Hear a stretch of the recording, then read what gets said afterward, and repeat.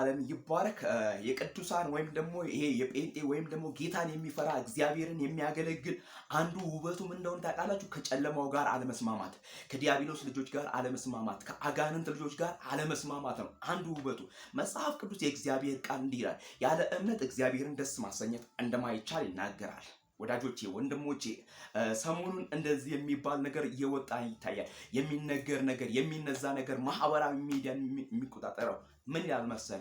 እየሞከርኩ ነው። እኛ ግን በእምነት እንጂ በመሞከር አናደርግም። ስለ ሙከራ መጽሐፍ ቅዱስ ብዙ ቦታ ብዙ ነገር ይናገራል። ከዘፍጥረት አንስቶ እስከ ራእይ ድረስ ስለ ሙከራ ብዙ ነገር መጽሐፍ ቅዱስ ይናገራል።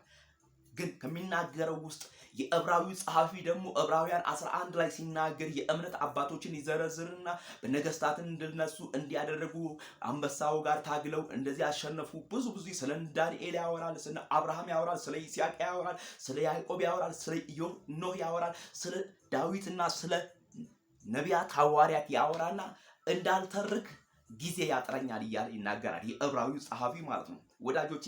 ነገር ግን ዕብራውያን መጽሐፍ ላይ ምዕራፍ 11 ላይ ከቁጥር 29 ላይ እንዲህ የሚል ቃል አለ። በኢየሱስ ክርስቶስ የሆነች እህቴ ይህንን ቃል አጋርተዋለች፣ እኔም ደግሞ አጸናዋለሁ። ምክንያቱም መንፈስ በኢየሱስ ክርስቶስም አንድ ነው፣ ጸጋ ልዩ ልዩ ነው፣ መንፈስ አንድ ነው። የእግዚአብሔር ስም ለዘለዓለም የተባረከ ይሁን። እግዚአብሔር ለዘለዓለም ይባረክ። ጌታ ለዘለዓለም መልካም ነው። ምሕረቱን፣ ቸርነቱን፣ በጎነቱን፣ መልካምነቱን በእኛ ላይ የገለጠ አምላክ እግዚአብሔር እርሱ ለዘለዓለም ከፍ ይበል። እግዚአብሔር ለዘለዓለም ይክበር። የእስራኤል ቅዱስ እግዚአብሔር እርሱ በተቀደሰ መቅደሱ ላይ አለ። ስለዚህ እግዚአብሔር እንደሚረዳው እግዚአብሔር እንደሚያግዘው እየሆነ እንጸልያለን። እንዲህ ይላል 29ኛው ቁጥር ላይ 11 ዕብራውያን 11 29ኛው ቁጥር በደረቅ ምድርም እንደሚያልፉም በኤርትራ ባህርም በእምነት ተሻገሩ። ማን? የእስራኤል ህዝቦች በደረቅ ምድርም እንደሚያልፍ በኤርትራ ባህር በእምነት ተሻገሩ። በእምነት ተሻገሩ። ማን? የእስራኤል ህዝቦች፣ የኪዳኑ ህዝቦች፣ እግዚአብሔር ጣልቃ የገባላቸው፣ እግዚአብሔር ውጡ ያላቸው ህዝቡ። ግብፃውያን ሰዎች ግን ሲሞክሩ ተዋጡ። የግብፃውያን ሰዎች ግን ሲሞክሩ ተዋጡ። ምክንያቱም ሲሞክሩ ነው የተዋጡት። ለምን መሰለ? እነዛ በእምነት እንሻገሩ፣ እነዚያ እግዚአብሔርን አምኖ እግዚአብሔር ረድቷቸው እግዚአብሔር ያሻገረናል ብሎ። ምክንያቱም ሙሴ እግዚአብሔርን ያምነው ነበር። ሙሴ እግዚአብሔርን ያውቀው ነበር። ሙሴ በእግዚአብሔር ስር ይሆን ነበር። ሙሴ ከእግዚአብሔር ጋር ይነጋገር ነበር። ወዳጆቼ ወንድሞቼ፣ ሙሴ ከእስራኤል ህዝብ ጋር አይደለም ከእግዚአብሔር ከራሱ ጋር ነበር የሚናገር። የእስራኤል ህዝቦችን ይመራቸዋል፣ እርሱ ግን እግዚአብሔርን እየጠራ ይሄድ ነበር። ጌታ ለዘለዓለም የተባረከ ይሁን።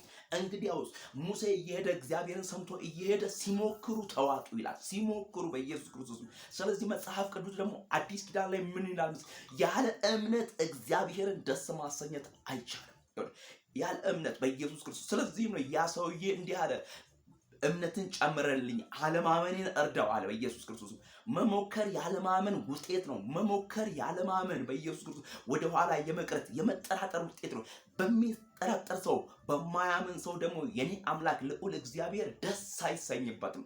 ስለዚህ እያመንን እንጸልያለን። በጌታ በኢየሱስ በሀገራችን ጉዳይ ላይ በኢየሱስ እያመንን እንጸልያለን።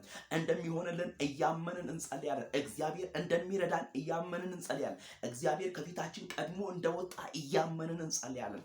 እግዚአብሔር ይህንን መልካም አድርጎ አሳልፎ ይሰጠናል። ምክንያቱም ዘመኑ እግዚአብሔርን የምናከብር የእግዚአብሔርን ስም የምንጠራ የኛ ነው። ጌታ ለዘለዓለም ይባረክ። ምሕረቱን፣ ቸርነቱን፣ በጎነቱን፣ መልካምነቱን ያደረገ የአብርሃም የይስሐቅ የያዕቆብ አምላክ ልዑል እግዚአብሔር ስሙ ለዘለዓለም ይባረክ። እያመንን ነው ምን ስራው ኢየሱስ እግዚአብሔር መልካም አድርጎልናል። ስሙ ለዘለዓለም ይባረክ።